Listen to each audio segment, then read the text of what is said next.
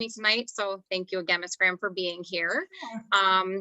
We are going to just talk through the acceleration process. It's kind of wild that it's December and we're already thinking about high school, but it is time to have those conversations and start to thinking about what options are there for 8th graders as they go into high school. And then also just to give you a better sense as parents and families, what occurs at the school for your children in terms of communication about what's available for them, because it really is the stages of them really making those determinations of more flexibility of decisions around electives and coursework.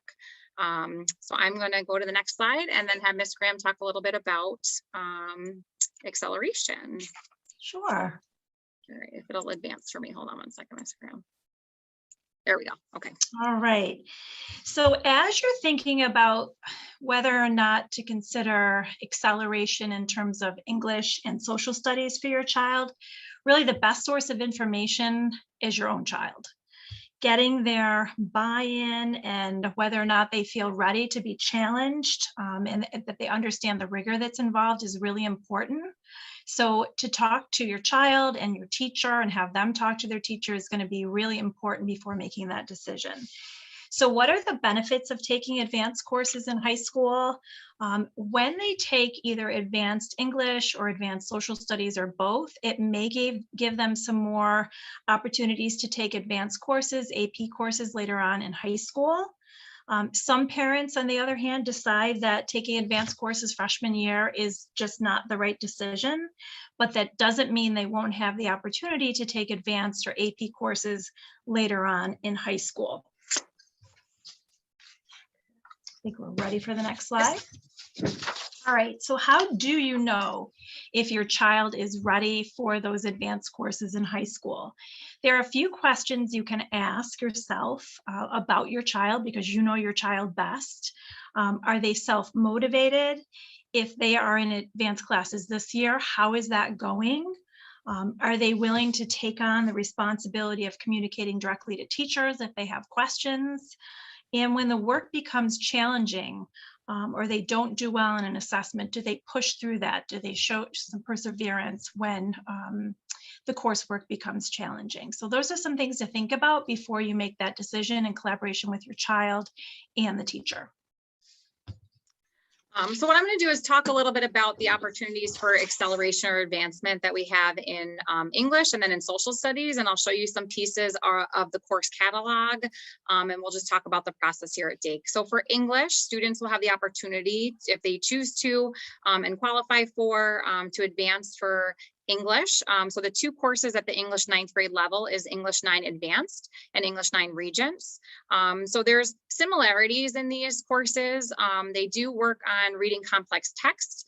The advanced class focuses on more of that close read and talking about the thematic content, but then also the author's craft and structure. So not just going through the text and understanding the meaning of the text, but really that author's purpose and information about that.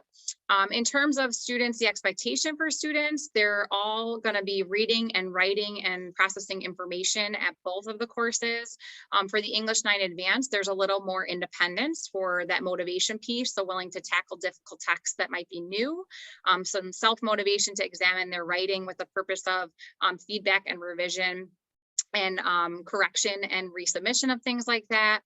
But again, in the advanced course, it's not necessarily that they need to come in with these skills fully developed. There are skills that they will develop over time. And the English teachers at both levels are going to meet students where they're at and work with them to get to those levels by the end of that course. Just to note that for English 9 Advanced and English 9 Regents, the pathway is very similar moving forward from there. So like Ms. Graham mentioned, there are opportunities to advance after 9th grade if students choose not to advance for the 9th grade going into high school.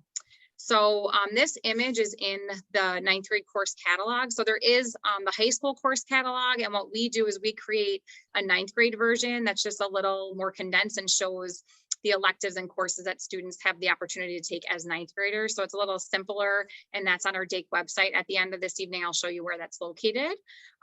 So the course sequence for English. So students could take either English 9 Regents or English 9 Advanced. And then through the duration of their high school career as taking an English course, there's an option to advance or not advance at each grade level. So if I was in English 9 advanced and I find, that was a little too much for me and I'm going to be exploring other advanced opportunities in 10th grade, I could take English 10 and that won't impact the trajectory at all. So for the English courses, it's very consistent that you could advance or not advance in each year. For social studies, there are 2 options for social studies. So the World History 1 Advanced is the advanced course for that content area, or Global History 1. Students in both courses will really be engaging in analyzing enduring issues. So that's been the social studies framework for a number of years now. They look at topics over time and how it's impacted history in general and connecting that to present day. So the differences in these courses is that students may engage in higher levels of historical study in the World History Advance, and their goal is to reach that college level or advanced placement expectations by the end of the year. So really that increased independence, the increased ability to interpret complex texts, the willing to engage outside of school in some of that coursework and reading. And then in the Global History 1, they'll be engaging in tasks of reading, writing, and speaking. They're also going to be developing strong study skills and work habits. And both courses were really focused on considering the often marginalized voices in history and just thinking about the deeper understanding of history and the world altogether. Same thing for social studies as in English. If they choose to advance or want to advance in 9th grade and then not again in 10th, or not in 9th and then again in 10th, they can go back and forth between advanced and non-advanced through the social studies coursework as well. So the trajectory here for social studies is very similar to English. They could do the Global 1, which is the Regents level course, or the World 1 Advanced, which is kind of a pre-AP. But if they choose in 10th grade, again, to switch between the 2 at the start of the year, that's the option for them as well, as they go through their trajectory of 9th, 10th, 11th, and then 12th grade. In 12th grade, there's semester courses, so they could participate in participation in government or economics, and then there's opportunities for AP as well at the 12th grade level. So a little bit about the timeline. So this week, you most likely received communication regarding a Microsoft form. So over the past few years, we have looked to enlist more family and student input in this process, knowing that it's developing, and we want to make sure that we are keeping the lines of communication open and having conversations about what's offered and what would be the best fit for your child. So there's a form that was sent out in my communication earlier this week to have a conversation with your child and kind of put in an initial interest into what course they may be interested in for English and for social studies for their 9th grade year. Also during this month, our English and social studies teachers are going to be speaking with students, so all their classes of 8th grade, just to talk about what options there are and to give them some more information as they think about these decisions as they're going into 9th grade. And then our counselors are going to be coming into classes to share just the course registration process and what that process looks like for them. They will be engaging in individual student meetings, and Ms. Graham will, in the next couple slides after this, just talk through what that looks like when they meet with their counselor.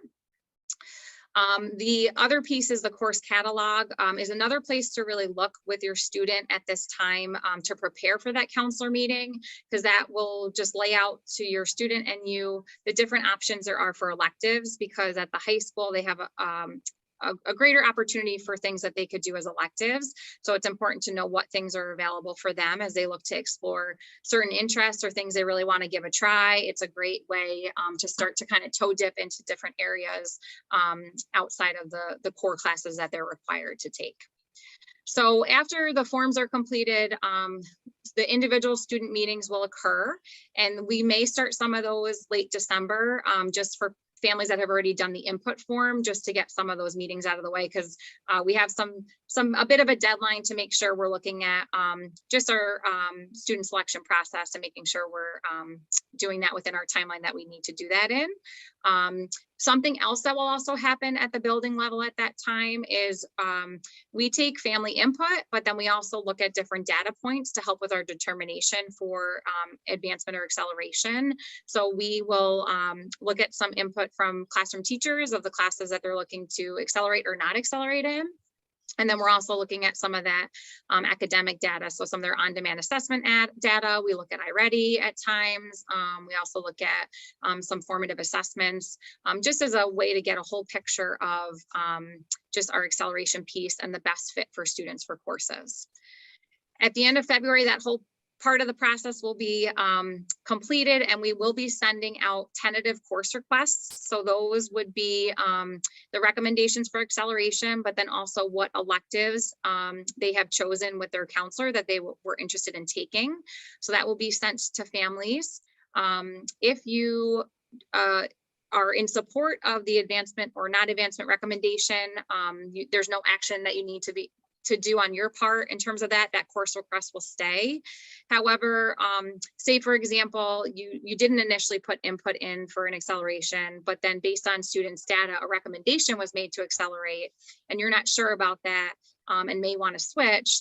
There's a form that I'll show you, Ms. Graham will talk about later in our presentation, just about that process and what that would look like to either request to advance or to say, you know, at this point, we're deciding it's too much, I'm going to advance in this class instead, and I'm wishing to decline the acceleration. We want to make sure we're matching students and families where they want to be, but then also matching the student in terms of what might be the best fit for them. So it's really a collaborative conversation and communication piece between family, student, and teacher of that current course.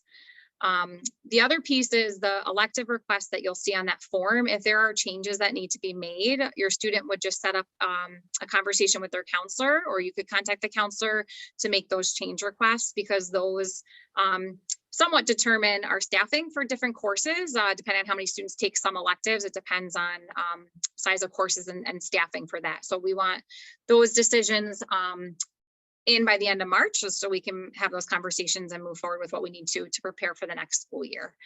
And then we will recommunicate again after that month in late April or early May, just to recommunicate any revisions or updates, but just to say, here's the finalized list of course requests, just so everybody's in straight communication. If there's any questions, then we can address that. I lost my cursor. There we go. Okay. All right, Ms. Graham, turn it over to you. Sure. So for those of you that joined us a little bit after the presentation began, we are recording this so you didn't miss anything, and we're sharing a lot of information today. So if you have questions, you can let us know that at the end. And again, my name is Colleen Graham, and I'm one of the school counselors here. On this slide, we show you a potential, it kind of looks like a 3-year plan, but I'm going to talk about 9th grade. And then from there, you can kind of see the progression of each of the courses. The courses that are in bold are the required courses in New York State. If you look to the right of the potential 4-year plan, there's a summary of all of the New York State graduation requirements, including the number of credits that are needed in each subject area. Most students are working towards a Regents diploma or a Regents diploma with advanced designation. And if you want to know the difference between the two, I've kind of highlighted the differences, and they mainly involve the number of credits in world language and also some different Regents exams you need to take for that advanced designation. In the freshman year, most students will have the opportunity to take 1 full year elective or 2 half-year electives. We do recommend that most freshmen have a study hall in their schedule if it does fit. However, if you and your child decide that they would like to take an additional elective or electives, you do not have to have that study hall in the schedule. But again, it's something we usually recommend at least beginning in 9th grade. If you notice here, one of the requirements for graduation is 1 credit of art or music. And there are some technology courses that will qualify for that requirement, which I'll show you on the next slide. But again, we usually recommend that they try to get that done either freshman or sophomore year so that that requirement is out of the way, so then they can go on and choose different electives which don't involve art or music unless they choose to continue in that path. All right, so this is the form that we actually have students fill out, or we fill this out with them, where they can talk about which courses they want to take, including advanced English or advanced social studies. And again, that will be a whole process that involves you as a parent as well as the teacher recommendation. And as Marianne said earlier, we're going to be teaching a lesson involving this process. I believe it's on Monday. And after that, we'll start individual meetings with most students in January, with some students in December, if you've had a chance to fill out that form indicating your preference. But these are a list of the 9th grade electives that are available for your child. In the red, those are courses that require an audition. So those are our music ensembles. If you see an asterisk, that's a course that has a prerequisite. And then some courses, mainly in the English category, require departmental approval because they mainly are for 10th through 12th graders, but it doesn't mean your child as a 9th grader couldn't take those as well. They just want to make sure that it's right fit for your child. And again, we do recommend, if you look at number 8 on the slide, we do recommend that study hall. Some students will have a support period and won't be able to have a study hall. So for example, and we'll get into this later on, but they might have a support study, or they might have a reading lab or a math lab if that's recommended for additional support in their freshman year. All right, so this is just kind of a summary of what Marianne has just gone over as far as a timeline. Once we meet with the students, the tentative course request and recommendations for acceleration will be mailed to yourself at the end of February. And like Marianne said earlier, there is a form that you can fill out if you have some questions about the recommendation, whether or not for example, if your child was recommended for acceleration, but you're not sure if that's the right fit, and vice versa, we do have a form this year that you can complete. If you would like to change your child's elective choices, or if they want to change their preferences, you can contact us, or the student can make an appointment to see one of us and we can make that happen. And there's the form. Yep. So this is the form that you'll receive when you get the course requests, the tentative recommendations and the tentative requests. So if there's a change that needs to happen or a conversation, we just are asking students to have a conversation with their teachers. So for example, if the student ends up being recommended and that wasn't your initial input, then we'd want to engage in a conversation about that. And then vice versa, if they weren't recommended and your student really wants to take it, we would have a conversation about that. So we really are just having that teacher, family, and student communication around that process. And then the finalized list would be sent out to families then as well after in early April. Okay. So I know we ran through that very quickly in terms of information, but I wanted to make sure we had enough time to engage in some questions. So I'm going to stop my screen share. And if anyone has any questions right now, we'll open that up and then we'll kind of just talk about next steps from here.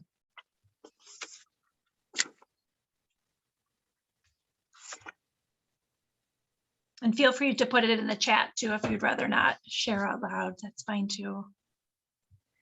And one thing I did forget to just show, which I'll do right now, is on the Dake website where everything's located. So let me just pull this up again. Get it out of the double screens and everything. I lose the video. Okay, so I'm going to share our website. Share. Okay, it's not letting me share right now. My screen's not shared right now, is it? No. Okay, there we go. There it is. Okay, so this is the homepage of the Dake website. So if you are quick links down here, this 22-23 course information, if you click on that, it will open up a new page. And then it has the letter that was sent. This is what was emailed to families earlier this week. The 9th grade specific catalog is right there to click on that. And then there's an informational video as well from Kim Crystal, who's the director of humanities, just talking about the advanced coursework and the course progression. So that's another resource for you guys to look at too, as you go through this process.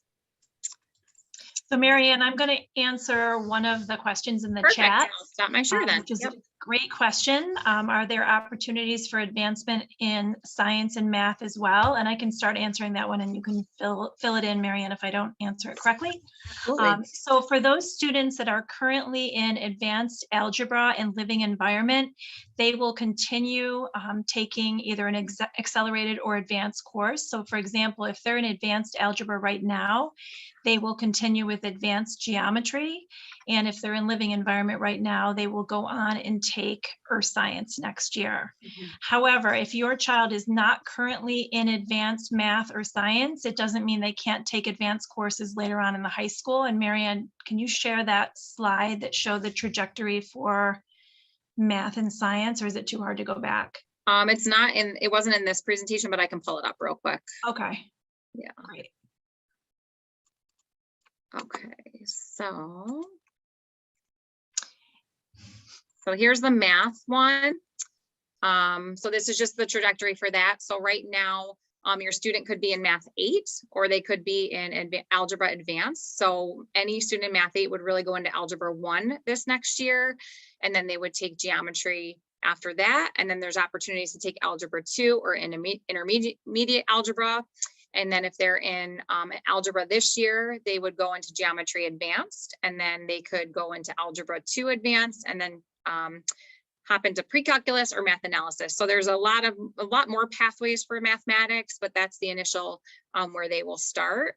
And there are options. So if they're in advanced algebra right now and are not looking to accelerate, they could go into regular geometry, and that would just be a conversation with your child's counselor at this point, as we're continuing and starting really the 9th grade course planning. For science, let me just hop down there a little bit. So for science, same type of piece. So they're either taking living environment now and they'll go into earth science next year, or living environment next year and go into earth science in 10th grade year. And then there's options moving forward from there of elective opportunities for science. And then they could go on to the upper level Regents courses that way if they start in the general, either this year living environment or next year's living environment. And these are also in the 9th grade course catalog book. Great, thank you. And then I think there was a question about tech, but Mr. Stahl has answered that question. So thank you very much. And the question was, is tech a required course? And it is an elective, unless it's one of the few tech courses that count for New York State art music credit. And a lot of our students, thank you. A lot of our students take design and drawing for production, which is a tech course, but it would count as an art or music requirement because it's a full year course. I have a question. Just curious if you have roughly like percentage of 9th graders that do take advanced courses? I would say it varied a little bit last year just based on the learning structure we had. But I think roughly, Ms. Graham, would you say like around 1/3 of the students move on to accelerate? Yeah, I don't have the exact percentage. Yeah, but I think it's between like 25% and a 1/3. And I think it was a little bit lower last year due to the pandemic. People were a little nervous about that. We weren't exactly sure what the format of learning was going to be this year. So it might have been a little bit lower last year. Thank you.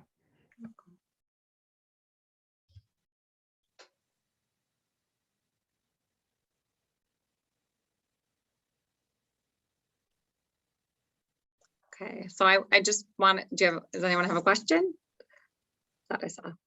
Okay, I want to just be mindful of time because we do have the 7th grade presentation in a few minutes. So I know that was a lot of information. So again, we recorded this evening, so we will get that up on the website as soon as we possibly can. But there's information up there already to start taking a peek at. So I would just recommend familiarizing yourself with the course catalog, having conversations with your student about the acceleration piece, but then also about electives in general. So they have a good understanding of what they want to take, and then the counselors do an amazing job individually meeting with students and talking through some options and really banking on capitalizing on student interest and really finding that fit of, do they want to try a new class, or are there pathways that they really want to explore? So it's really a strong process for students to talk through those options, because not every student knows what they're interested in or what they want to do. So it's really kind of broadening their horizon to see what's available and out there, because high school does offer so many different opportunities for options for students, and we really do have a comprehensive instructional program. So it's a really great opportunity. I know Ms. Graham can speak to how powerful those student meetings are. Yeah, it's my favorite. It's our favorite time of year to meet one-on-one with the students. And one of the questions we ask them is, have you thought about your future? And hopefully they've started to think about that, but a lot of students really have no idea, but it gets them starting to think about, these courses sound kind of interesting, or I've done really well in this course. So it's a great opportunity for us to really meet one-on-one with all of the students. So we appreciate you letting us do that with your child.